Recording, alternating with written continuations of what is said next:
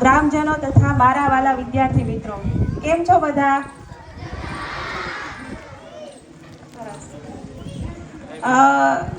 આજે હું એટલું કહીશ કે હું જ્યારે અહીંયા હાજર થઈ ત્યારે 2017નું વર્ષ હતું.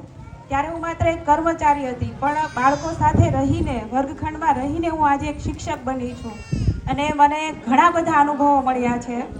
અહીંયા આપણે ઘણા બધા કાર્યક્રમોની ઉજવણી કરી છે. જન્માષ્ટમીની ઉજવણી, સાંસ્કૃતિક કાર્યક્રમો બધા, 15મી ઓગસ્ટ, 26મી જાન્યુઆરી. આજે જ્યારે 76મો પ્રજાસત્તાક દિનની ઉજવણી કરવામાં આવી અને તેની સાથે જ મારા વિદાય સમારોહનું આયોજન કર્યું અને મને તેમાં સહભાગી બનવાનો મોકો આપ્યો, તે બદલ હું શાળા પરિવાર ખૂબ ખૂબ આભાર વ્યક્ત કરું છું.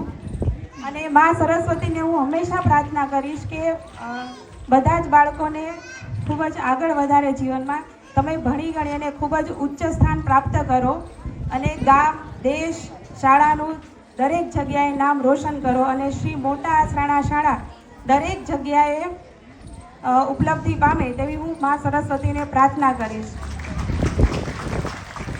શિક્ષકગણ પાસેથી પણ મને હંમેશા પ્રેમ, ખૂબ અને લાગણી મળી છે. ગ્રામજનોએ પણ મને એક પરિવારની દીકરીની જેમ રાખી છે હંમેશા. તો આ બધી જ વસ્તુઓને હું ક્યારેય પણ નહીં ભૂલું અને આપ સૌ મને હંમેશા યાદ રાખશો. ફરી વખત આપ સૌનો ખૂબ ખૂબ આભાર.